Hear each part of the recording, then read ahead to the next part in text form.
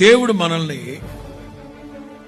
చీకట్లో నుండి ఆశ్చర్యకరమైన వెలుగులోనికి తీసుకొచ్చారు. ఎందుకు తీసుకొచ్చారు? కేవలం మీరు దీపస్తంభం మీద పెట్టబడిన దీపాల వలె ఉండాలి, మీరు లోకానికి వెలుగై, అంతేనా? నేను మీ ఎడల కోరుకుంటున్నది ఏమిటో తెలుసా? మొదట మీ ఇంట్లో వాళ్ళకి వెలుగివ్వండి. ఇంట్లో ఉన్న వాళ్ళు మీ వెలుగును చూడాలి, మీ సాక్ష్యాన్ని చూడాలి, మీ ప్రవర్తన చూడాలి. ఒక ఇంటి యజమాని మంచి భర్తగా ఉండలేడా?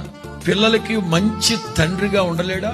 ఒక భార్య ఇంట్లో ఉత్తమరాలైన భార్యగా, పిల్లలకు ఒక మంచి తల్లిగా ఎందుకు ఉండలేకపోతున్నాం?